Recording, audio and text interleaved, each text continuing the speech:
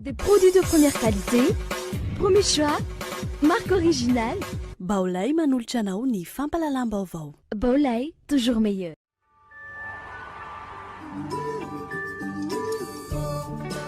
Coca-Cola manolotra ho anao ny vaovao.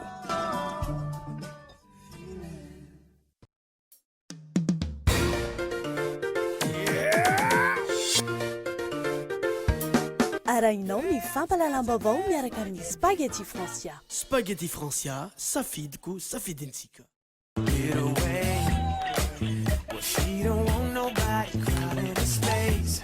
Ice-Tea Naturo, zava-pisotro mandritra ny taona, manolotra ho anao ny vaovao. Pour votre construction ou réhabilitation, choisissez Socavitre comme une bonne référence de qualité et de solidité. Ny fampalalam-baovao iarahanao amin'ny Socavitre.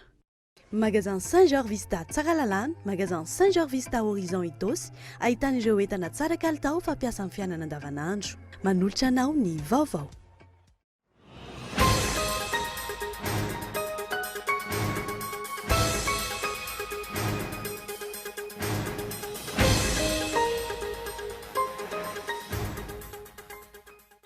Anio alina amin'ny siviora sy sasany no higadona eto Madagasikara ny filohan'ny Repoblikan'ny Turkia. Tsy mazava amin'ny vahoaka malagasy hatreto ny tena atondiany io filoha io. Taorian'ny famaizana nahazo ny alan'ankaratra ny volana oktobra lasa teo, ankehitriny dia misy mitrandraka antsokosoko indray ny ala voajanahary ao Ankaratra sy Ambotra Manjaka Soavinandriana. Fitondrana barbariana ny anosokajin'ny solombavambahoaka mapara ny fitondrana ankehitriny izay ny manome ohatra amin'ny tsy fanarahan-dalàna. Nisongadina tao anatin'ny 3 taona nijoroany ny tsy fanajana ny lalàna velona. Tafiakatra 500 hatramin'ny 1000 ariary ny rano ray bidon eny Akadina vola sy ny manodidina amin'izao fotoana izao. Antony efa 20 andro izay nitapaka ny pompy. Vaovao iraisam-pirenena dia mifarana omaly hariva ny fifampidiniana sy fifampiresahana voalohany teo amin'ireo mpikomy siriana sy ao Damas. Fifampiresahana izay misy tsirom-panantenana ihany. Nandidinireo arahanao afaka fotoana fohy.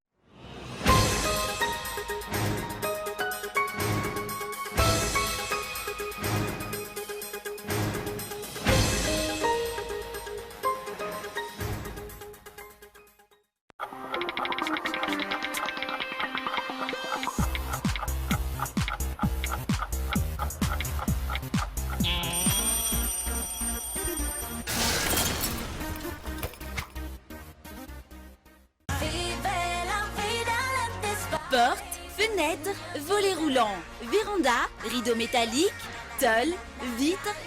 Socavitre, fabricant poseur et spécialiste de pliage de tôles et bien d'autres, vous propose un large choix pour tous vos projets de construction ou de rénovation. Elle fabrique sur mesure toutes vos menuiseries alu à prix d'usine. Alors qu'attendez-vous? Venez nous voir à Ndoutapénoc ou sur notre site internet. Socavitre, très sincèrement à votre service.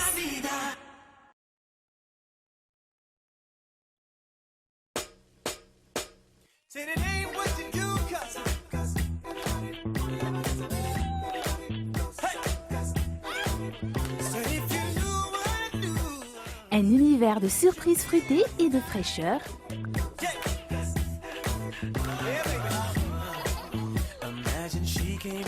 Trois nouveaux produits à partir de concentrés de fruits et arômes naturels. Naturo est fier de vous présenter jus pomme-poire, esti pêche, esti citron, boisson de toutes les saisons.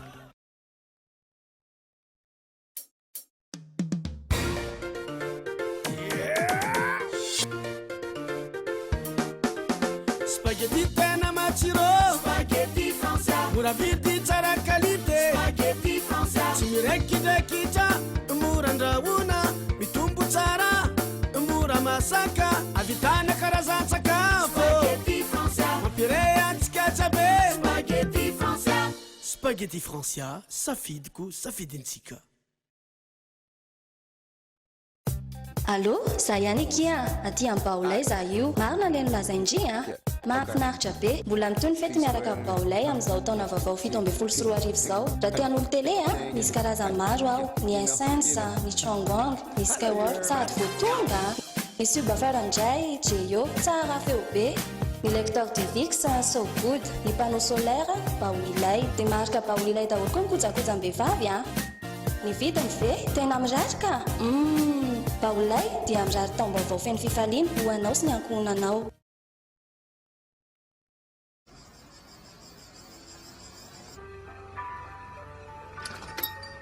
Un Coca-Cola, s'il vous plaît.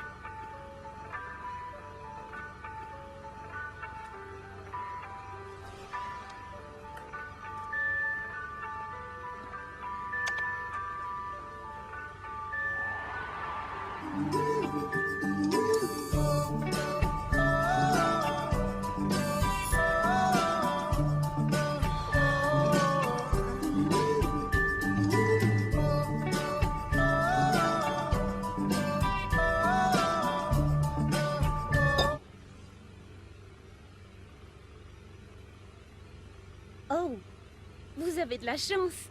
C'est le happy hour. Alors, vous avez gagné un Coca-Cola gratuit. Mais il faut le boire ici.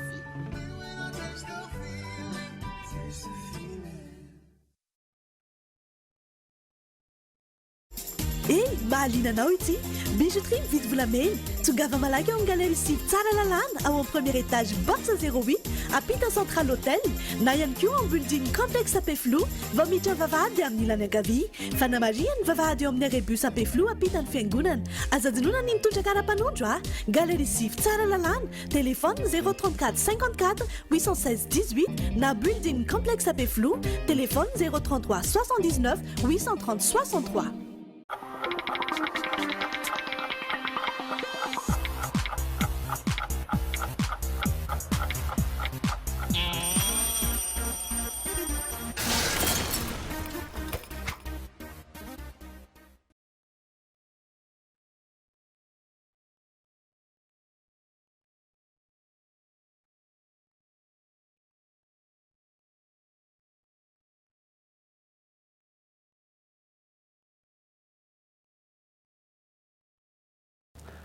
Finaritra tompoko lasy tompoko vavy manasanao ary anaraka ny fampahalalam-baovao ny Kolo TV hatramin'ny farany. Anomboantsika ny vaovao dia anio alina amin'ny 7 ora sy sasany no higadona eto Madagasikara ny filohan'ny Repoblikan'ny Turkia. Tsy mazava amin'ny vahoaka malagasy moa hatreto ny tena atondiany ity filoha ity. Fanadadiny Boaza Razanatsoa. Afaka ora vitsivitsy dia higadona eny amin'ny seranam-piaramanidina Ivato ny filohan'ny Repoblikan'ny Turkia Recep Tayyip Erdogan. Efa herinandro maromaro zay no fantatra fa andalo eto Madagasikara io filoha io. Saingy hatreto tsy mazava amin'ny vahoaka malagasy ny antondiany. Tsy ampahafantarin'ny mpitondra malagasy izany antondia izany. Raha ny vaovao azo avy amin'ny fiadidinan'ny Repoblikan'ny Madagasikara aloha hatreto dia 2 andro ny faharetan'ny fitsidihan'ny filohan'ny Repoblikan'ny Turkia, Androany sy Rampitso. Rampitso ny tena herin'io fitsidihan'io. Isy ny fiaonany eo amin'ny filoha Raotonta, isy ihany koa ny fanaovan-tsony fifanarahana. Aorian'izay vao isy ny valandresaka ho an'ny mpanao gazety. Ny hariva no isy ny fanolorana mari-boninahitra. Ankoatr'izay raha ny nambarany teo anivony ny ministeran'ny raharaham-bahiny ho tanterahana Rampitso eny amin'ny CCI Ivato ny forum économique eo ambany fehiny ireo filoha Rotonta. Ankoatr'izay tsy mazava mibesiny maro ny asa diplomatika tanterahany. Ao ireo miayany amin'ny mety andefasana ireo mpitsomponenana avy any Afrika izay mandalo any Turkia saingy laviny ireo firenena amin'ny vondrona Europeanina. Izany hoe, ahiny ireo mpanao ara-baovao ifantoka amin'ny politika migratoire ny tena antondia satria ny fanaovan-tsony fifanarahana sy ny forum économique dia asa azony maso ivotanterahana izany. Ministra Turkia iray dia mahavita izany. Tsy ahivina fa efa misy fifandraisana anabakabaka mivantana amin'izao fotoana izao eo amin'ny renivohitry Turkia sy Antananarivo. Vonina ny andray ireo mpitsomponenana ve ny firenena malagasy, indrindra eo amin'ny lafiny kolontsaina. Fifandrifian-javatra ihany koa ve ny fahatongavan'ny kardinaly Pietro Parolin eto Madagasikara ny alakamisy ho avy izao sa misy fifandonana ankolaka eo amin'ny lafin'ny finoana. taorianany famaizana nazo ny alanankaratra ny volana oktobra lasa teo ankehitriny dia misy mitrandraka antsokosoko indray ny ala voajanahary ao ankaratra sy ao amboditry manjakaka soavinandrina fanadidina vatrany maro ny voka-dratsy atseraky ny fitrandrahana alantsokosoko indrindra amin'ny fiatraikany eo amin'ny tontolo iainana miantona ny orana indrindra eto afovoantany nisy ny fidinana ny fotony tao amin'ny alanankaratra sy ambotry manjaka any soavinandrina ary manamafy izany mpanjaka andriam-bahoaka afovoantany ripaka ny ala tapaka avokoa ny azo manakasina ao akaratra ataon'ireo olona tsy malala ny tsiny sy ny tody zava-manakasina nefa mitoerana akaratra izay manome orana ho Madagasikara manontolo raha misy fitenenana manao hoe midonna akaratra dia ao vato io midonna dia atao hoe akaratra zao ny vary zao ety efa manomboka ho be voka zao ny vary mbola tsy miava mbola misy manetsa izany sarotra ny taona amin'ity taona ity noho ny tsy fitsinjovantsika an'ireo zavaboary eo an'ireo ala ary amboatsanahary eo raha ny filazan'ireo mponina tena nitoerana ny volana oktobra lasa teo dia nisy nandoro ity ala voajanahary ity ary ireo sisa tsy levon'ny afo dia misy mitrandraka sy manapaka indray amin'izao fotoana izao raha tsy aivina ala izay mirakitra ireo zavaboary endemiky raha tsy laza afa-tsy ireo katsatsaka sy sahona izay biby tsy hita maneran-tany raha tsy amin'ity ala ity ihany manao antsoavy araka izany ireo mponina sy ny tompona andraikitra eny an-toerana mba hijeren'ireo manampahefana ity tranga ity ala io zany dia mitovy ihany ny ala avy any ambotry manjaka sy ny alanankaratra amin'izany ka dia atao re zany rentsika menakavy zany indrindra rezoany tasy ny rezoany vakinankaratra dia mba atao samy mahare daholy amin'ireo zavatra mandoa zao mba samy ampandreny mpitondra fanjakana fa dia potika ny alanankaratra fa dia tena potika dia potika misy fa tsy misy toty eo araka ny fanadidinana atao tany an-toerana ihany no nahalalana fa ireo azo izay kapaina dia hoentina amin'ny tsenana Ambatolampy efa misy olona mandray sy mividy izany amin'ny vidiny ambany dia ambany manoloana izany aiza ho aiza ny fandraisana andraikitra ireo vondrom-bahoaka itsinjaram-pahefana sy ny fanjakana foibe amin'ny fiarovana ny arena voajanahary tahaka izao tsy voafaritra ilay fotoana fohy nambarany HCC fa tokony andiniany ilay lalàna mifehy ny fanoherana izay nambaran'izy ireo fa misy ny fahabangana nanipy baolina amin'ny mpanatanteraka araka izany HCC Fezora Faly voalaza tao amin'ny aviana ny filazan'ny fitsarana avy momba ny lalam-pandrenana navoaka ny 12 janoary 17 lasa teo fa ao anatin'ny fotoana fohy ataon'izy ireo hoe dans un meilleur délai no tokony amoahana lalàna hafa anitsy ny ambaran'izy ireo fa banga ao anatin'ny lalàna ny feno fanoherana sy ahafahana mametraka ny mpanohitra ara-dalàna eo anivon'ny antenimieram-pirenena tsy mbola namaritra andro kosa izy ireo hatreto raha nambaran'ny filohan'ny fitsarana avy momba ny lalam-pandrenana izay nanilika andraikitra any amin'ny mpanatanteraka tsisy délai fa zay mba magataka tsy sarotra be ngeny fanome délai meko herinandro ianao na meko ohatran'izao tsy dia mety amin'ny samby andro mpanjakana fa apetraka amin'ny fahendreny zareo mpanatanteraka fa tena tekosa zay hoe maika le izy dia apetra maika le izy atoko mandray andraikitra izy fa tsy aloha tsika angamba tsy efitra zava-dratsy foana fa mba zavatra tsara no eritreretina mazava tena fa tsy tokony lalovina fa ilaina io zavatra nitondrany filohan'ny fitsarana avy momba lalam-pandrenana ihany koa ny mikasika ireo teboka nambarany fa tsy mazava ao anatin'ny ity lalàna feno fanoherana ity sy ny fametrahana ny mpanohitra ara-dalàna eny amin'ny antenimieram-pirenena le texte zany dia tantareo hoe ahoana ny fomba anendrena ny filohan'ny mpanohitra marina fa hoe avy eo amin'ny antenimiera fa le izy dia zavatra ohatran'izay le tena pitsopitsony tena fanaovana azy hoe misy resaka hoe fidina miresaka fidina zany ianao zavatra hoe tsangatanana ve zany fifidianana zany latsabato miafina ve zany iza daholo mahazo mandray anjara amin'le fifidiana zany nge mbola tsy mazava daholo dia zay tsy lafahana raha lazava zany zavatra rehetrarehetra zay dia efa mitenena hoe ranona ny filoha fa zany zavatra zany mbola tsy mazava daholo ka le izy angamba ataoko hoe na ho an'ny mpanohatra raha tsara le zavatra hoe azava tsara dia maripototra le zavatra dia tsisy fanakanana tsisy manozogozona le filohan'ny mpanohatra Tsy mazava treto ny fomba fiasan'ity fitsarana avy momba ny lalam-pandrenana ity. Tsy mazava ny hoe iza ny tokony handray fepetra mifanandrify amin'izany raha toa ka tsy manaraka ny fanapahan-kevitro fitsarana io ny fahefana mpanatanteraka. Ho toy ny fiandrasana ny fampanantenana ny filoham-pirenena rehetrarehetra hatramin'izay ve ny fametrahana ny lehibe ny mpanohitra eny amin'ny antenimieram-pirenena.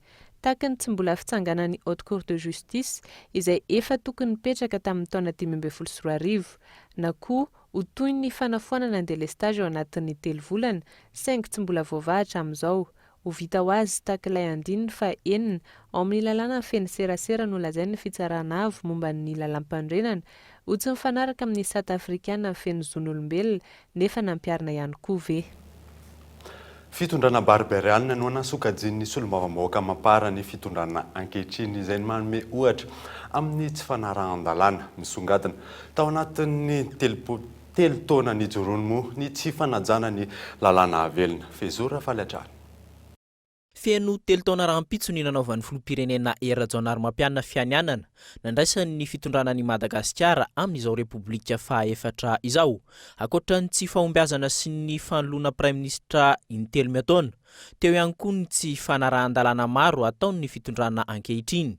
Raha tsy laza afa-tsy ny tsy fanajana ny andininy faha-450 ao anatin'ny lalam-pandrenana dia ny fanendrenan'ny praiminisitra izay tokony ho avy amin'ny antokona vondrona antoko manana solombavambahoaka maro anisa ao amin'ny antenimieram-pirenena. Eo ihany koa ny tsy fanajana ny andininy faha-270 mikasika ny solombavambahoaka izay tsy tokony hivadika palitao amin'ny anarany antokona halany azy ao anatin'ny 5 taona. Manana fahefana anaisotra ny solombavambahoaka amin'ny toerany noho izany ny antony izany ny fitsarana avy momba ny lalam-pandrenana. Ny zava-misy anefa maro ireo solombavambahoaka no mivadika palitao sy mifindra vondrona politika. Tsy mandray ny andraiky ny miaro ny lalam-pandrenana ihany koa ny fitsarana avy momba lalam-pandrenana fa miaro fahatany ny fitondrana raha ny fanazavan'ny solombavambahoaka mapara. Iny zany anisany tena hoe anisany nanongana ny solombavambahoaka ny filoham-pirenena tamin'ny fotoan'androny.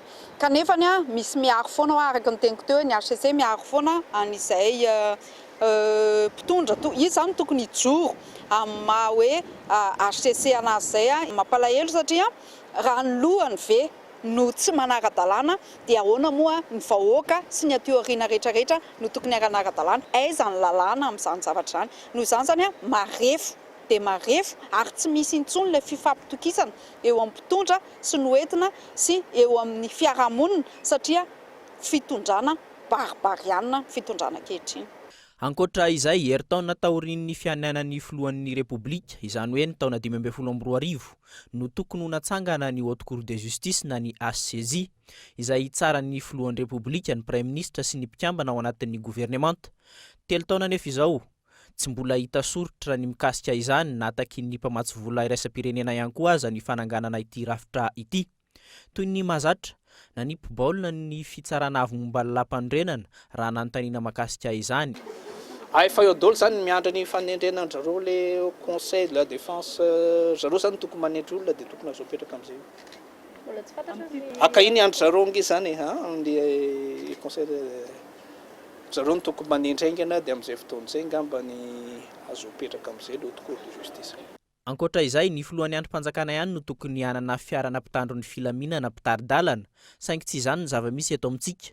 Manana izany ankehitriny na solombavambahoaka na minisitra raha ny fanazavan'ny solombavambahoaka. Mbola isan'ny tsy fanarahan-dalàna hita tato anatin'izao fitondrana izao ihany koa ny mikasika ny fandaniana ny lalàna feno serasera izay nambaran'ny HCC fa ny andininy faha-9 dia tsy mifanaraka amin'ny South Africaine feno zon'olombelona nefa nampiarin'ny filohan'ny repoblika ihany izany. Noho izay tsy fanarahan-dalàna izay sy ny kajikajy politika, tsy misy fampandrosoana mipaka any amin'ny sambatan'olona any amin'ny maro anisa.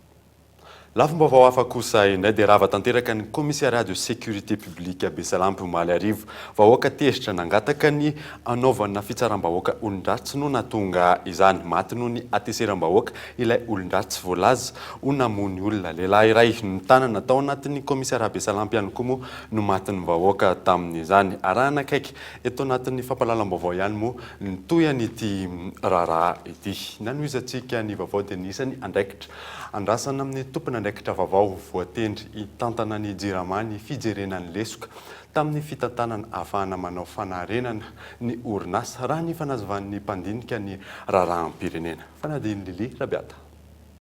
Olan'ny fitantanana mitarika amin'ny olan'ny fahatapahana herinaratra lavareny iaina ny mpanjifa manirana ny nosy. Io raha fehezina ny fototra nametrahana mpitantana vaovao ny Jirama nanolo ny teo aloha. 3 volana no ametrahana andrafitra vaovao hitantana sy hitondra ny vahaolana. Ny zava-misy anefa teboka maro amin'ny fitantanana ny Jirama no nandrasana fandraisana andraikitra hatramin'izay tahaka ny fijerena sy ny fanafoanana ny fifanarahana ataon'ny mpitantana ny Jirama tamin'ny mpandraraha vahiny taoriana ny audit nivoaka mikasika ny orinasa. 2.7 ny herinaratra tokony vokarin'ny orinasa tsy miankina ihany no vokarin'ireo orinasa ireo omena ny Jirama. Amin'ireo fifanarahana ny vidianany herinaratra 9 nanaovana fanadihadiana ohatra, ny 2 ihany no azo ekena ary ny 4 ny mampiahiahy. Amin'ny fifanarahana fanofana centrale thermique 13, ny 1 ihany no azo ekena, ny 7 azo ekena raha misy fanovana, ny 4 no ilaina foanana. Ho an'ny fanofana groupe, amin'ny fifanarahana 7-20, tsy misy azo ekena na iray azy, 4 azo ekena raha misy fanovana ary ny 12 no tokony foanana tanteraka. Ampahany amin'ny fifanarahana ataon'ny mpitantana ny Jirama tamin'ny mpandraraha vahiny sy tsy miankina, tokony hojeren'ny tompony andraikitra vaovao ireo teboka ireo. Mipetraka araka izany ny fanontaniana, ho sahandray andraikitra mifanaraka amin'ny raharaha maloto amin'ny fitantanana ny orinasa Jirama avy ireo mpitantana vaovao ireo ahafahana mametraka rafitra vaovao. Ny zava-misy aloha tsy mazava ny antony sy ny fomba nametrahana ny mpandrindra lefitra ny Jirama ankehitriny. Tsy mifanaraka amin'ny lalàna fametrahana ny mpitantana ny orinasa ny nametrahana azy raha ny fanazavana. Ny Antsasamanila amin'ireo mpikambana tao amin'ny filan-kevim-pitantanana teo aloha ihany koa anefa no mbola tafaverina ary misy ny mifandray akaiky amin'ireo mpandraraha miara-miasa amin'ny Jirama. Azo antenaina hitondra fanovana amin'ny fitantanana avy araka izany reto mpitantana vaovao reto andrasana ny asa tanterahana.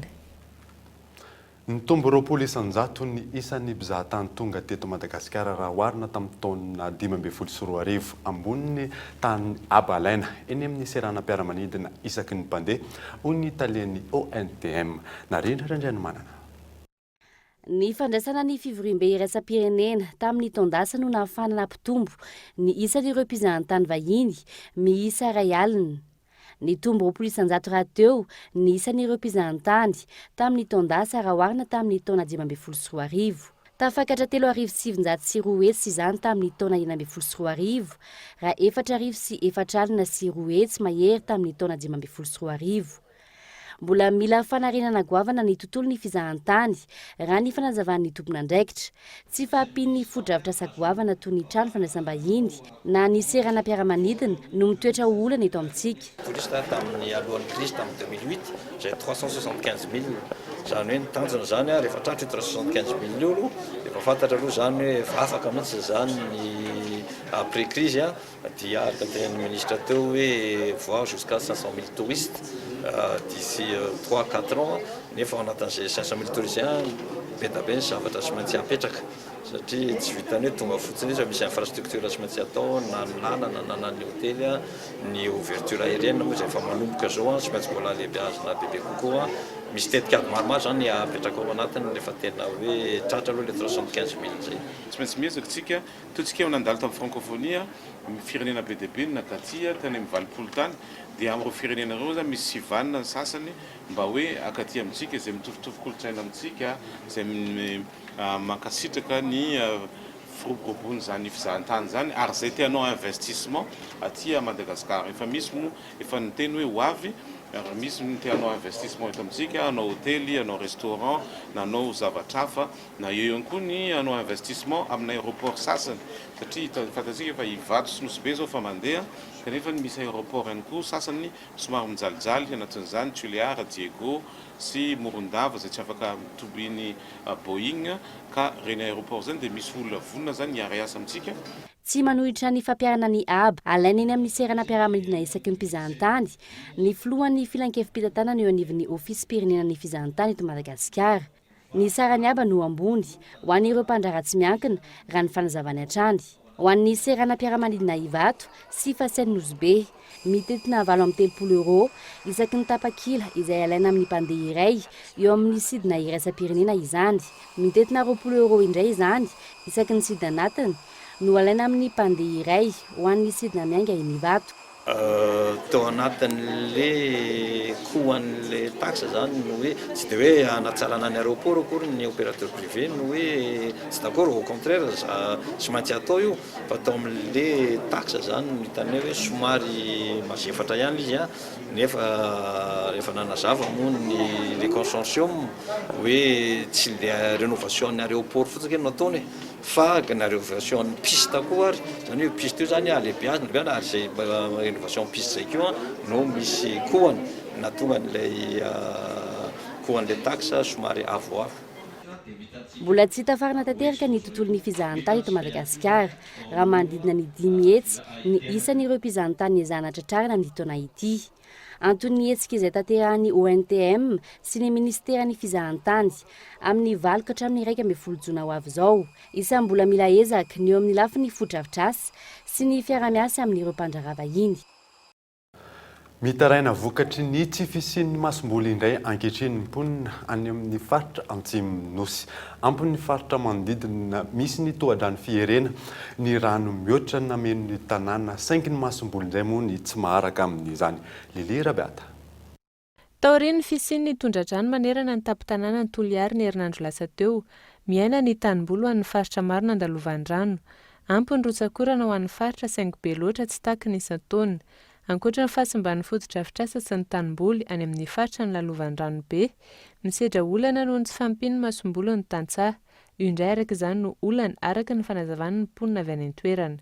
Ny any Atsimo zany amin'izao fotoana izao nanomboka tamin'ny volana desambra teo, tany aho nahita fa dia rotsakorana nanomboka tamin'ny volana desambra hatramin'izao tsika miteny izao, ary dia betsaka ny foto-drafitrasa sy mba vokatry ny oram-be, ao ny lalana, ao ny barage, ao ny fambolena vokatry n'izay rotsakorana zay. Dia faly sahirana ny olona, faly satria raha nyresaka orana rano zany ho an'ny faritra tena amin'ny Atsimo indrindra iny dia voavaha ny olana ho an'ny olona amin'ny fahasahiranana amin'ny rano. Fa ity ny olana ny resaka masomboly, tsy misy ny masomboly zao na tahom-balahazo na tahona bageda vomanga na katsaka, mba rehetrarehetra zao ny kapoaka na katsaka amin'izao fotoana izao satria ambolena arivo ny kapoaka ny katsaka ny Atsimo amin'izao fotoana izao. Hatreto raha ny vaovao voaray tany an-toerana, fanampiana ho an'ny trabona ny ainan'ny tondra-drano no efa nisy ny tondra. Tsy mbola nisy ny fanampiana ho an'ny tantsaha avy amin'ny vokatra simba na ho fanararotana ny tany lonaka. Lafo ny tombo avy roeny ny vidin'ny masomboly ankehitriny any an-toerana. Faritra maro eto Madagasikara no mbola marefo eo amin'ny fiarovana ny zon'ny ankizy. Manana ndraiky ny manoloana izany moa ny mpisehatra eo amin'ny tontolon'ny asa fanaovan-gazety. Narindra rendreny manana. Fiarovana ny zon'ny ankizy manana ny andraikiny eo amin'ny fampitam-baovao eo anivon'ny fiarahamonina ny mpanao gazety. Amin'ny alalan'ny famoaham-baovao amin'ny endriny maro no ahafahana mampita ny zava-misy eny anivon'ny fiarahamonina. Maro ireo fankalazana sy fotoana ahafahana manome sehatra an'ireo ankizy anatin'ny taona iray ho an'ireo mpanao gazety. Samy manana ny paikadiny ihany koa izy ireo anentanana ny fiarahamonina hiaro ny zon'ny ankizy. Indreny zany anehoan'ireo mpanao gazety hoe misy an'izao tokoa iainan'ireo ankizy mila arovana, misy amin'ireo ankizy ireo tsy miaina tanteraka, tsy misitraka tanteraka izay azony izay amin'ny raha ohatra zao anay manokana sary amin'ny alalan'izay sary izay no ampitana an'ireny zavatra mahazo ny ankizy ireny eny anivon'ny fiarahamonina, eny anivon'ny tontolo izay misy anazy dia izana ho aseho anatin'izay zany hoe izay iainan'ny ankizy amin'ny ankapobeny. Na io amin'ny resaka fampitana vaovao amin'ny onjam-peo na ihany koa ny fahitalavitra ihany koa ny gazety an-tsoratra dia afaka isensibilisena na ihany koa anitanana ny tsirairay hoe ohatr'izao ny zavatra misy eto Madagasikara ka dia amin'izay amin'ny alalan'ny fampitana ireny vaovao ireny amin'izay hoe onjam-peo, télé na ihany koa ny gazety an-tsoratra izay no ahafahantsika manentana sy mitondra ny zavatra misy eto Madagasikara amin'izay fiarovana ny zon'ny ankizy izay satria efa maro dia maro ny ezaka natao mpanao gazety amin'ny fampahafantarana ny zavatra misy eto Madagasikara dia izay no ahafahana manamafy an'izay ady sy ny ezaka ary ihany koa ny fanentanana ny tsirairay ny fiarovana an'izay zon'ny ankizy izay. tsy mbola voahaja ny zon'ny ankizy eto Madagasikara fa moa ireo ankizy voakasika izay hoe tsy voahaja ny zony mba tena mahatsapa izy hoe tsy voahaja ny zony dia fahalalany azy moa ny atao hoe zo zany anazy dia hoe tsy manao raharaha hoe tsy ampiasaina sy ny ohatr'izany fa azavaina amin'izareo ihany koa ilay izy hoe ny atao hoe zon'ny ankizy dia tsy hoe tsy manampy an-dada sy neny akory ohatra zany dia zareo ny asaina maneho an'izay zany izay fahitany an'izay hoe zon'ny ankizy dia isan'ny everiko fa hoe ny fanomezana sehatra ny mpiaino any koa zany mba hoe hitondra izay hoe anjara izay fahalalany hoe marary azy zay. Voaporofo amin'ny andavanandro amin'ny alalan'ireo fanadihadiana mivoaka amin'ny gazety mpiseho isan'andro, onjam-peo sy fahitalavitra. Ny fidiran'ireo mpanao gazety sy mpakasary an-tsehatra eo amin'ny fiarovana ny zon'ny ankizy. Lesika eo amin'ny tontolon'ny asa fanaovan-gazety ny tsy fahampiana eo amin'ny fiainoana ny filan'ny fiarahamonina ho ny filohan'ny lavitry ny mpanao gazety. Ny atao hoe matianina dia mitondra ny vaovao, voamarina sy noamarinina ary voalanjalanja ho an'ny olom-pirenena, mpamaky, mpijery sy mpiaino antsika. Inona ny zavatra ahafany mandray fanapa-kevitra menga avy amin'ny vaovao avoakantsika. Amin'ity resaka fifaninanana ity zany dia mba ahafahantsika manao tombana, tsika tsiraray hoe aiza ho aiza ny fivoatra antsika eo amin'ny fanatanterahana asa, hatray zany aiza ho aiza ahoana ny mahamatianina antsika kokoa. Singa maro eo amin'ny asa fanaovan-gazety sy ny fiarahamonina no tsy ahafahana mampafantatra ny zon'ny ankizy. Antony fifananana eo amin'ireo mpianatra 9 ka hatramin'ny 12 taona avy amin'ireo sekoly miankina sy tsy miankina amin'ny fanjakana amin'ny alalan'ny fanaovana sary izay manana loha hevitra tokana. Fifananana izay mifarana amin'ny 20 febroary 2024. Faharoa manarak'izay ny fifananana eo amin'ny samy mpanao gazety avy amin'ny Aino Amanjery sy ny gazety an-tsoratra. Ireo fifananana ireo izay tafiditra amin'ny fankalazana ny 70 taona ny fikambanana iraisam-pirenena miany ireny sy ny zaza na ny UNICEF amin'ity taona ity. Tsy matahotra ny hosamborana milaza fa mahafantatra olona ireo amin'ny ankapobeny lazain'ireo tratra tamin'ny trafika nasokatra tratra farany teo milaza fa ho misy manohana hatrany izy ireo amin'izany fanadadiny Mikael Ramalola. Ny taona 2024 ny tena nirongatra ny fanondranana tsokosokony angonoka sokatra izay tsy misy raha tsy eo amin'ny elin-dranon'ny Bali ao amin'ny distrikt'ny Soalala Ireriany no misy azy maneran-tany. Ifandrombana araka izany ny fakana ity sokatra ity izay efa olany tamingana. Manoloan'izay nisy niezaka nataon'ny sampandrara tsy miankina amongorana izany fanondranana tsokosoko izany. Araka izany misy 220 ny isan'ireo fakana sokatra ny tsokosoko ireo hatramin'ny Desambra 14 farany teo. Tsy matahotra ny hosamborina kosa ny olona sasany amin'izany. Tamin'ny fa 19 ny volana Janoary lasa teo misy ahena ireo olona tratra tamin'izany raha ny fanazavan'ny tompona ndraikitra eo anivon'ity fikambanana tsy miankina miaro ny angonoka ao amin'ny elin-dranon'ny Bali ity. Hoe nitsotra indrindra dia aleo izy mbola tsola lato ny idina fa vao mivoaka avao izy maty mahajanga dia efa sarotra be ny hitady anazy. Ny zavatra tsara ho fantatra aloha ngambany efa hentsika menakavy dia hoe ireto olona reto zao ohatra ireto olona tratra tamin'ny herinandro reto voatratra izy dia efa zay ny azy ny rehereany zay ne manana jeneraly eo arinanay zay ne raha tafavoaka teo zay dia mazenga tana zay polisy mihitsy miescorte anay zay io zany na marina na mba manindry koa izy mba miseho izy datany tsy fantatra zany fa zay aloha ny teny avokany zay hoe zay tsy matahotra anazy amin'ny voasambotra zany fa zay misy olona lehibe amokanay eo foana. Raha ny fanadihadiana natao talohan'ny taona 2024 nampirongatra ity fakana sy fanondranana tsokosokony angonoka ity. Mahery ny arivo ireo sokatra lehibe tao anatin'ny faritra Rovana io. Tamin'ny fanadihadiana natao tamin'ny volana Aprily taona 2024 efa latsaky ny 500 isan'ireo sokatra lehibe tao. Manaprova izay fiazakazaky ny faritra an'izay. Raha tsy ahivina 5 hatramin'ny 120 taona sy vola hatramin'ny 100 tapitrisa ariary hatramin'ny 200 tapitrisa ariary. Antony iray ifandrombahan'ny olona maka ity sokatra ity ny vidin'izay lafo. Any amin'ny tranokala manodidina ny 20 tapitrisa ariary hatramin'ny 19 tapitrisa ariary ny vidin'izany miainga eto Madagasikara. Tafakatra avy 10 kosa ny vidiny rehefa any ivelany indrindra amin'ireo firenena tatsinanana. Tafakatra 500 hatramin'ny 10 ariary ny rano ray bidon eny Akadindravola sy ny manodidina amin'izao fotoana izao. Antony efa 20 andro zay no tapaka ny pompi eny an-toerana. Fanadadiny Kaeton Andratsilavo. Vao miakatra n'Ambojanahary avy ety Ambohibao, olona mitondra bidon mavo no hita. Mivimbina, miloloha, mitondra bisikileta, borety, sarety, hatramin'ireo fiarany manan-katao. Eto, hanitokana misy loharano. Fa ka ny taolo rano taloha no ilarana eto. Maka rano eto avokoa ny fokontany enina manodidina. Ankadindravola, Tsilazaina, Ambohidrano, Ivato, Ambohijanahary, Ankenieny, Tanafahenina.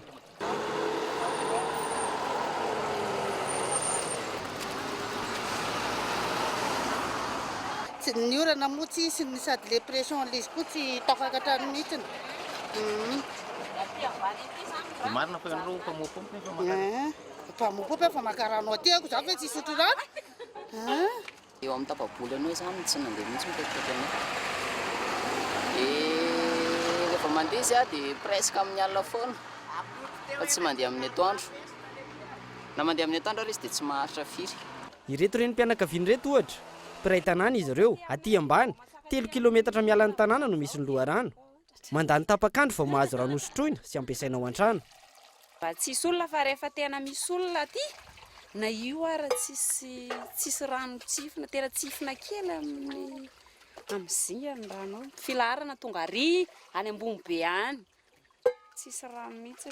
Raha mifito ianao ny tonga eto raha hoe amin'ny fito maraina rehefa tsy mianatra ny mpianatra, amin'ny 2:30 ianao zay vao afaka eto. Rehefa maro arak'izany ny mpakarano, mahatratra amin'ny adiny 4 ny filarana vao mahazo ray bidon.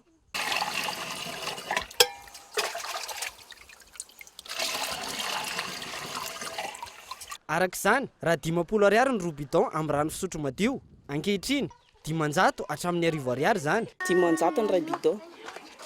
Nefa ny ampianareo firy ny 9 bidon zay vao ampy ny isan'andro. Satria sady manaisa ny mahandro sakafo. Tsy afaka miloloha dia tsy maintsy mividy. Tena mitrina isan'andro any zany raha atao compte. Eo amin'ny 3,000 eo na 4,000 lampy ny rano indray andro. Zay zany tena problème mihitsy amena rano anana double izy sao dia marary. Dia ny vary efa sarotra konko ny rano mbola hovidiana 500 ny bidon nefa le karamako kosa tsy misy otrina dia tsy maharaka an'ilay izy. Mandeha ny feo fa avily tsy azo ny tapany avaratra ny rano noho ny tsy fampin'ny tosika. Fokotany izay ambony toerana no voakasika izany. Efa nisy ny fifampidiniana ny arahana tamin'ireo filohan'ny fokotany, ny jirama sy ireo tetikasa misehatra amin'ny rano fisotro madio ary ny mpamatsy vola ny volana novambra lasa teo.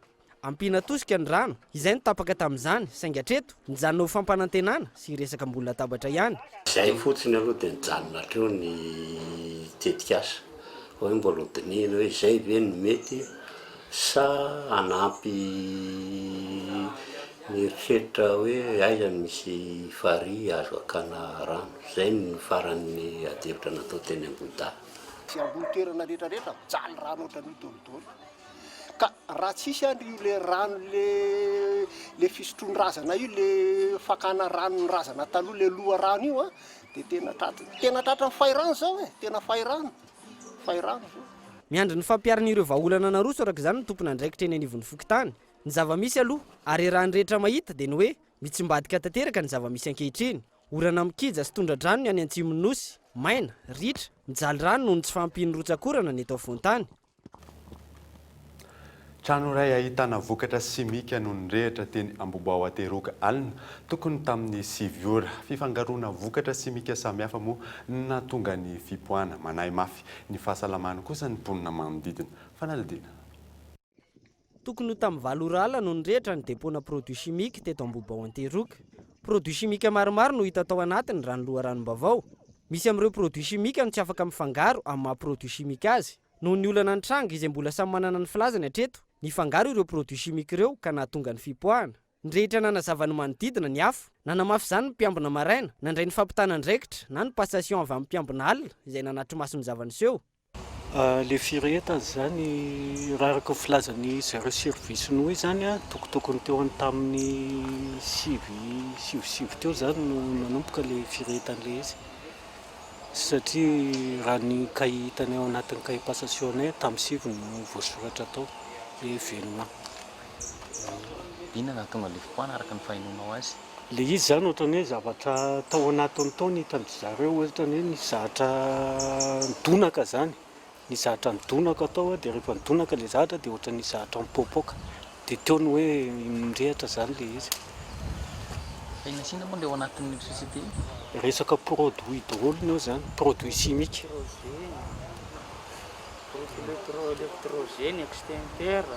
Tamin'ny orana andalovana teny an-toerana, ny atoandro teo, mbola nitoy ny setroka, tsy mbola mahatanteraka ny afo ka mamoaka fofona mahery vaika, maina avy hatrany ny tenda, sepotra, tsy afa-miaina ireo ankizy ho ny mponina manodidina. Manay mafy ny fahasalaman'izy ireo raha tsy misy ny fandraisana fepetra anatin'ny fotoana fohy. Tena manan-kinda mihitsy ary mety tena hisy fiatraika mihitsy ho an'ny indrindra ho an'ny ankizy. Dia ho an'ny lehibe aloha mety zakazaka ihany fa ho an'ny ankizy tena mety hanahirana, mety tena vadika kansira raha hoe elaela io fofony io mbola ao foana. Maka tenda be aloha le izy, na le tamin'ny alina le may aloha le izy dia hoe andeha atory. Dia tsy mahita tory mihitsy fa tonga dia any mitenda voatery ho fo maraina ary midina eny ambany eny aloha maka rivotsivitra tsara fa tsy taty le izy. Amin'izao nefa izy mbola mitohy manao. Mbola mitohy, mbola maka tenda. Mitony fanadihadiana hamantaran'izay antony marina na tonga ny fipoahana sy ny firehetana. Raha ny hita teny an-toerana ny hidiny vavahady. Tsy nisy afaka niditra intsony tao anatiny na dia mbola misy aza ny setroka sy ny entona mivoaka. Raha ny filazan'ireo mponina eny amin'ny manodidina, mihitatra trano talata maty, amboripotsy, mandriambero sy ny maro hafa ny fofon'ireo produits chimiques. Isaorana moa ny olon-tsotra namehany tamin'ny sary tamin'ny fanadihadiana eny. Tontolo ny fahasalamana kosa indray dia nanatanteraka fanomezana raha ny mpianatra ao amin'ny INSCAM tamin'ity androany ity. Nanehoana ny mahatompona andraikitra ireo mpianatra moa no ataon'izany. Fanadihadiana mianta Randrianaivo. Nanatanteraka hetsika fanomezana raha androany ny mpianatra ny INSCAM. Manodidina ny 500 isa no nanao izany tamin'ity androany ity. Antony nanaovana ny hetsika ny fanehoan'ny fandraisana andraikitry ny mpianatra sy ny fahaizan'izy ireo mitarikolona. Ity hetsika ity dia ampisehoana fa ny mpianatra INSCAM dia tena mandray andraikitra ary koa ny tena navoitra tamin'ity hetsika ity dia ny famonjena aina amin'ny alalan'ny fanomezana raha. Tsy voalohany ny mpianatra ny INSCAM no nanome raha toy izao. Efa nisy izany ny taona 2024. Entina nampiana ny marary sy fandraisana anjara eto amin'ny firenena. Eo amin'ny tontolon'ny fahasalamana ihany koa no antony nanaovana ity hetsika ity raha ny fanazavana. Hoe dia nyzao zay dia efa mizatra hoe hikarakara ataoko hoe hanampy ny firenena ahafahany manampy ny olona izay mila raha sy izay mila fitsaboana zany ka dia izay amin'ny toerana misy anay afaka manome azy maimaimpona tsy andoavam-bola le izy ary ohatrany hoe natsapa mihitsy izay fa mety ho ilaina le izy ary eto am-pelantanana samy manana raha daholo ny olona dia afaka manome. Fa ny tena tanjonay zany dia ohatrany hoe mba hampisehoana mihitsy hoe izay tanora dia mahavita zavatra na dia tsy voatery hoe hanam-bola be tsy voatery hoe zavatra sarotra be fa zavatra tsotra nefa manavitra olona. Raha tsy ahivina, mahatratra 4,4 isan-taona ny kitapon-draha ilaina eto Madagasikara ary misy 4,1 alina no ilaina eto Antananarivo. Itoy hatrany ny fanomezana raha ataon'ny mpianatra INSCAM raha ny fanazavana ary ireo zandriny iray no ampiana eo amin'ny fanatanterahana izany. Tsy mandeha kosa ny tsenan'ny voaloboka amin'izao fiandohan'ny taona izao. Manodidina ny 5,000 ariary hatramin'ny 4,000 ariary ny kilaon'ny voaloboka amin'izao fotoana izao. Ilain'ny vatan'olombelona nefa ny otrikaina hita ao anatin'ny voaloboka. Narindrarindra ny manana. Tsenan'ny voaloboka vao nanomboka ny herinandro teo no tonga teny Anosibe ny voaloboka teto Andrenivohitra. Manodidina ny 5,000 ariary, 4,000 ariary ny kilaon'ny voaloboka amin'izao fotoana izao. Antony tsy fandehanan'ny tsena ny tsy fahazaran'ireo olon-tsotra manjifa izany. Samy manana ny safidin'ireo mpanjifa manoloana ny tsenan'ny voankazo izay miankina amin'ny vanim-potoana ihany koa. Tiavaka akondro dia rezima vatako. Rezima vatako izany ohatrany hoe mba tonga hery anahy. Inona ny antony? Sakafo avonika ilay izy. Fihinanana matetika. Manga zao ny tena tiako indrindra. Inona tonga hoe manga? Satria ny manga misy vitamine. Ka ilay voaloboka tsy dia tia dia tsy tiana izany izay. Dia izay tsy tia tsy hinanana anazy. Manga mba hoe be vitamine A zany izy io. Inona fantatrao hoe apport entin'ny voaloboka? Manampy ny fikorianan-drà ao anatin'ny olona. Tsy mifidy voankazo izany fa rehetrarehetra rehefa voankazo dia mety daholo. Ny akondro mampatanjaka sady manome hery izy izany. Sady tsara daholo. Voaloboka izao mivokatra amin'izao aloha. Akondro fa voaloboka kotra izao vao miakatra ilay voaloboka dia ohatrany tsy dia mbola misy moa mbola lafo izy amin'izao. Tsy dia mandeha. Tsy dia mandeha. Na manomboka velany mety handeha. Tsy mety fa ny olona izao tsy manam-bola dia fa eo amin'ny akapobe any mety eo amin'ny herinandro mahery kely eo fotsiny dia midina kely indray vidiny fa tonga ny akapobe any dia midina kely na 2 arivo raha dia ho an'ny mpitsabo ilaina ny fihinanana izany ary ahitana otrikaina maro ao anatin'ity voankazo ity. Tsy fahazarana fotsiny ihany ny tsy fanjifana izany mihoatra ny voankazo hafa hita eny an-tsena raha ny fanazavana hatrany. Mitondra hery sy fiarovana amin'ny vatan'ny olombelona ny voaloboka ary miaro ny vatana amin'ny otrikaretina samihafa ihany koa raha ny fanazavan'ny mpitsabo. Tombontsoa ihany gamba resantsika raha voankazo e, tsy dia misy hoe zavatra tsy tokony hinanana voankazo. Ny tombontsoa azo avy aminy dia izy misy vitamine A, misy vitamine B, misy vitamine C ihany koa ary anisan'ny voankazo izy manana otrikaina betsaka zany, dia ny rano koa izy zany, le rano ao anatiny manana ihany koa izy betsaka zany hoe mora levon'ny vatan'ny olombelona zany izy io. Dia manaraka an'izay ihany koa any anatin'ny voaniny any misy an'le hoe levure zany izay manome fifandanjana amin'le otrikaretina ilaina sy ny otrikaretina tsy ilaina any anaty vatantsika any anaty kibontsika sy ny tovatsika rehetra any, dia izay zany mahatsara ny voaloboka ankoatra n'izay zavatra hafa rehetra izay mbola ao anatiny ihany koa. Tsy maninona mihitsy voany na telina raha azo zakona hoe le voankazo io zany azo hohanina ray manontolo ny voalobokinina ny hodina ny voany. Hatreto mbola tsy mandeha ny tsenan'ny voaloboka ary manjifa izany miandarana hatrany na ireo mpivarotra na ireo mpanjifa. Ny farany volana izao no mety andeha ny tsena ho hiatrany ireo mpivarotra ary ihena ny vidina raha toa ka manodidina ny 3 arivo sy 1 alina hatramin'ny 4 arivo sy 1 alina ariary ny kesika iray eny Anosibe. Mivohy ny tantara sy ny kolontsaina ho an'ny firenena tsirairay avy ny literatiora. Efa manomboka mivelatra ny fitiavan'ny malagasy ny literatiora ankehitriny, saingy mbola vitsy raha mitahy ho an'ny malagasy iray manontolo hoy rivam-panakanto Gaëtan Andriatsilavo.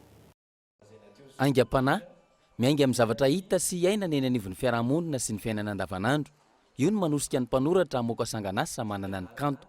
Mibantoerana amin'ny asa famoronana mazana ny fitiavana raha tononkalo no resahana. Mamboraka ny ao am-po amin'ny alalan'ny kanto, na alahelo na fifaliana, ny tsara sy ny ratsy, ny maizina sy ny mazava, ahitany sy tondra-drano, korontana sy filaminana, sy izay rehetra iainan'ny zanak'olombelona eto ambonin'ny tany. Misaotranao ihany aloha amin'ny tifitinin-drano, misaotranao nandratra fo namela feritsaisitrano aleo anno izaka re mangidy izay tsy teloko fa ny andro mbolitrakany ary sinda ny alaheloko ko soavadira havako izy angany anjaranao aoko zasy ny fitiavako mba hijanona amin'izao ho vita soa zay kinasa indrindra ny anareo roa zaho akory tsy andaja fa tsy odrano avy ao akory ko sy arivony. Tsy terena ny aingam-panahy miainga amin'ny vanim-potoana sy ny zavamisy, na izany azy mila fahazarana ihany koa ny fanoratana. Le izy aloha zany ohatran'ny sarotra ihany ny amaly an'izay satria ohatran'ny efa mandeha ho azy ihany tany amin'ny voalohany mbola tsy zatra dia mbola mianatra sahirakirana, fa rehefa tena niaina tao anatin'le izy dia ohatran'ny tongatonga ho azy eny, fa le izy fotsiny ihany tsy azo terena, fa rehefa tsisy io na heritaona 2 taona ary mety tsy hisy mihitsy, fa rehefa misy io isan'andro mety hisy foana dia miandry ny aingam-panahy fotsiny, fa rehefa eo ny aingam-panahy dia misosa ho azy. Maro ny tsy mahafehy ny teny malagasy hoy ity mpanakanto ity. Mivohy ny tantara sy ny kolontsaina nefa izy ireny ary mampita afatra ho an'ny mpamaky ankoatra ny mahafialam-boly azy. Efa miezaka zahay mamokatra boky malagasy, boky amin'ny teny malagasy mba ho vakitsika, satria efa betsaka ny olona izay manomboka tsy mahafehy ny teny malagasy, dia ireny ny boky afaka manampy antsika, indrindrandrindra ihany koa kolontsaintsika le zavatra voizina ao anatiny ao dia tsara ny manana azy. Ny fiainana koa zao efa mihasarotra dia mba mila miala voly tondra hafatra be dia be sy fialam-boly antsika ao anaty boky ao, dia mino fa tsy maintsy ho afa-potsika raha mividy azy. Manentana ny malagasy ity mamaky boky araka izany ity mpanoratra ity. Raha tsy hivina nankalazaina ny alahady 12 janoary lasa teo ny 17 taona nandroatan'ny riva namoaka boky 4 ihany koa izy antaranona amboara-tsombo tantara iray ny farany risoriso aretirety isalorana nanjaka vola mba ho atsangatsy amanorana anararotapahefana no ibakona lalàna kolokolo no manravaka ny lalakombana zonolombelona itsarana osioseny kely tsy manamety no tsy manambola amakarena ny mamendro mihoatra toko may voaroka tao edena ka tena maso voasakay marary tany ka mijogo mitomany ny mitazona mipenina amin'ny vaovao mampalahelo dia misaona ny tontolon'ny fanatanjahan-tena ao amin'ny Ayady Aikido nodimandry ny alatsinainy maraina teo amin'ny 20 taona ny Saiane Ramelison Charles mitondra sy nampianatra ny Aikido teto Madagasikara ary manana ny grady ambony indrindra amin'izay Ayady Aikido izay. Daniela Raton-Rarson. Vaovao mampalahelo an'ny tontolon'ny Aikido malagasy ny ndao sy ny fahafatesana teo amin'ny 20 taona no maly tamin'ny fitora sasany maraina ny Sion Charles Ramelison. Izy no nitondra ny Aikido teto Madagasikara.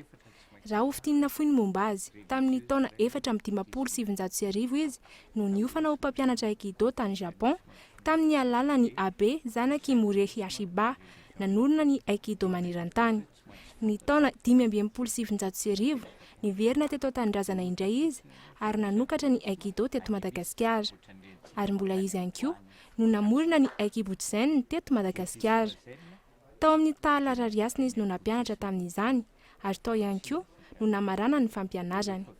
7 amindanina tamin'ny Takedario izy izao maty izao ary voasoratra ho Fransa mikasika ny Grand Maître Sion d'Aikido maneran-tany. Laharana 7 ny diplôma ananany ary izy ihany koa no manana ny grady ambony indrindra eo amin'ny Ayady Aikido eto Madagasikara. Amin'ny alakamisy izao no hialy ny manakambahiny ny andrasana azy ny razana ary atao veloma farany ao amin'ny fiangonana protestant eny Mandresa mialohany anafenana azy ao amin'ny fasan-drazana eny Mazoarivo. Ny ekipan'ny Cool TV FM dia mirary fiononana feno amin'ny fianakaviana. Nanohizatsika ny vaovao dia tontolo ny fanatanjahantena izay hatrany fa any ivelany kosa indray dia omaly ny fionana farany teo amin'ny vondrona be amin'ny kanina 17 izay atao any Gabon, i Tunisie sy Sénégal moa no tafiakatra amin'ny dingana manaraka amin'izay lalao izay. Fanadidina. Ny fanesinesy ny fanafiana omaly nandritra ny dinga ny fifanitsanana farany tao amin'ny vondrona be tamin'ny fiadina ny amboarany Afrika taona 17 izay atao any Gabon. Tsy afaka nanolona ny Zimbabwe ny Tunisianina tamin'ny isa 4 no 2 omaly no nisarahany rotota. Etsy ankilany kosa ny lalaony aona ny Senegal sy Algérie nisaraka ady sahala 2-2. Efa mazava nefa ho an'ny Senegal ny fiakarana makany amin'ny dinga ny apa-efadalana. Ratsy ho an'ny Algérie kosa ny kanina 17 satria dia tsy nahita fandresena mihitsy izy ireo nandritra ireo lalao rehetra nataony. Raha tsy ahivona dia efa indro ny Algériana no toto tany amin'ny dinga ny famaranana ny taona 1700 dia lavo ny Nigeria mpampiatrano tamin'ny isa 3 izy ireo. Saingy lavo ny tamin'ny isa 2 kosa ny Nigeriana tamin'ny taona 1700. Raha hoan'ny fandaharam-potoana kosa dia hiditra amin'ny dinga ny fifanitsanana farany ny vondrona C. Togo iona amin'ny Air du Congo ary Maroc kosa ifanintsana amin'ny Côte d'Ivoire. Manatombo amin'ny vondrona C misy azy amin'izao fotoana izao ny Air du Congo izay mitarika amin'ny isa 4. Nahafapo tanteraka ny mpijery ny zava-bitany Roger Federer teo amin'ny dingany fifanitsanana tamin'ny Open d'Australie. Tafiakatra amin'ny dingany manaraka indray izy amin'izany. Fanadidina. Tafiakatra tamin'ny dinga ny manasa-dalana amin'ny Open d'Australie ilay teratany Suisse Roger Federer rehefa avy nandavo an'ilay Allemagne Message Ferrer. Tsy nanampo ny havita endry talao tsara toy ny nataony teo amin'ny fionana tamin'ny Message Ferrer iny Roger Federer. Lavony tamin'ny 7-3 ity mpifanandrina tamin'ny ity teo amin'ny dinga ny fifanitsanana. Toy izao ny isa teo amin'ireo 7-3 ny fanandrinan'izy ireo. 9 no iray teo amin'ny 7 voalohany, 7 no 5 kosa no teo amin'ny 7 faharoa ary 9 no 2 no teo amin'ny 7 fahatelo. Tanteraka ny nofinofiny, anisan'ny fanamby lehibe napetraky Roger Federer taorian'ny niverenany lalao indray ny andresy amin'ny alalany 7-3. Tsy sakana ho azy na dia efa somary ny anahazo taona aza izy ary izany indrindra no isan'ny nampiakatra ny ahavo teknika ny tao anatin'izay lalao nataony. na dia somary nahazo taona aza i Roger Federer dia notsopiany fa tsy manana heritreritra ny tsy hilalao intsony ny tenany. Raha tsy ahivona dia anisan'ireo mpilalao matianina tao anatin'ny tontolon'ny tenisy maneran-tany nanomboka ny taona 8 i Roger Federer. Ny farana omaly ariva amin'ny fifampidiniana sy ny fifampiresahana voalohany teo amin'ny pioky siriana sy ny ao Damasy fifampiresahana izay misy tsirom-panantenana ihany. Fanadadeny eo amin'ny sarin'ny France 24. Ny arivan'ny alatsinainy fahatelo amby roapolo ny volana janoary teo no ny farana ny fifampiresahana sy fifampidiniana tao amin'ny pioky siriana sy ny Iraky Bashar al-Assad tany Astana any Kazakhstan. Fiaonana izay tsy nahitana fandrosoana mazava eo amin'ny fifampiresahana raha nitatitry ny delegaciona roa tonta. Ho an'ny loharanom-baovao akaiky kosa, mahatoky ireo firenena nitarika izao fifampiresahana andatabatra boribory izao fa mety hisy ny fiarah-miasa eo amin'ny delegaciona roa tonta amin'ny lahatsoratra hitambarana androany talata. Tsy hisy intsony ny fiaonana an'io fa iompana amin'ny resaka fanamafisana, ny fanatsarana ny fifampitifirana sy ny fandaroana bomba ny roa tonta manomboka eto raha nitatitry ny mpitondra tenin'ireo pioko Aya al-Aridi. Cessez-le-feu izay efa napetraka tamin'ny fahatelopolon'ny volana Desambra 2022. Omaly, nisy ny fiaonan'ny delegacion'ireo pioko tamin'ny fitondrana Turk izay iray pia azy ireo. Nisy ihany koa ny fiaonan'izy ireo tamin'ny Rosianina izay mpiara-miombonantoka amin'ny fitondrana ao Damasy. Ary farany, nisy ny fiaonana tamin'ny vondrona iraisam-pirenena. Naharitra ary nahitam-bokany ireo fiaonana farany ireo raha natsidiky Aya al-Aridi hatrany. Ity farany izay nanindry fa nisy ny fifampiresahana manokana sy lalina teo amin'ny resaka olana ara-politika ao Syria izay nifanaovan'izy ireo tamin'ny Iraky Moscou. Omaly, nisafidy ny tsy fampiresaka mivantana tamin'ny solitenan'ny Damasy tamin'ny ora farany ireto pioky siriana ireto na dia niara-mipetraka manodidina latabatra boribory lehibe iray azy izy ireo tao amin'ny hôtel Rixos nandritra ny lanonam-panokafana. Ny tolakandro, nilaza ny amerina ny ady amin'ny tafiky Bashar al-Assad izy ireo raha toka tsy mahomby ny fifampiresahana. Ireto pioky siriana ireto izay manameloka ny fitondrana Bashar al-Assad mbola manohy ny ady na dia misy aza ny fanatsarana izany. Mbola nitoy izy ireo ny ady tany akaiky ny Wadi Barada, toerana stratejika ho an'ny famatsiana rano ho an'ny renivohitr'i Syria nandritra ny alin'ny alahady fo alatsinainy. Alohan'ny sarana andaverina aminao ireo vaovao nisongadina tamin'ity anio ity anio alina amin'ny 7 ora sy sasany no higadona eto Madagasikara ny filohan'ny Republikan'ny Turkia. Tsy mbola mazava amin'ny vahoaka malagasy hatreto ny tena antondihany ity filoha ity. Tao aorian'ny famaizana nazo ny alan'Ankaratra ny volana Oktobra lasa teo ankehitriny dia misy mitrandraka antsokosoko indray ny ala voajanahary ao Ankaratra sy Ambohitrimanjaka soavina andrina ary farany moa dia fitondrana barbarianina noana sokajiny solombavambahoaka mampara ny fitondrana ankehitriny izany manome ohatra amin'ny tsy fanarahan-dalàna dia izay mamarana ny vaovaontsika tamin'ity alina ity. Ankasitrahany ianao nanaraka izany hatramin'ny farany tenako mame fotoananao amanaraka indray soava-manitra dia veloma amin'ny fota olo tompoko.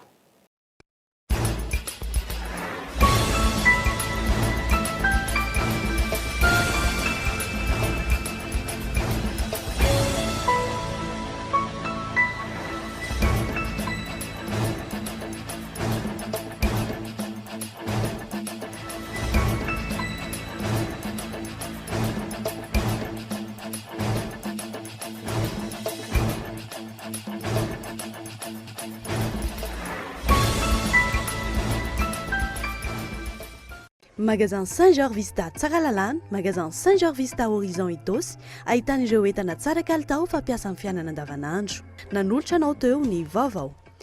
Pour votre construction ou réhabilitation, choisissez Socavitre comme une bonne référence de qualité et de solidité. Ny fampalalam-baovao ny arahanao tamin'ny Socavitre. Ny fampalalam-baovao dia niarahanao tamin'ny AST Naturo, zava-pisotro mandritra ny taona.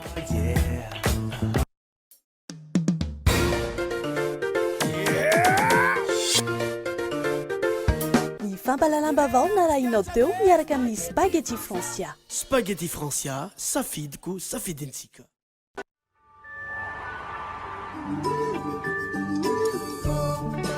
Coca-Cola nanolotra anao teo ny vaovao.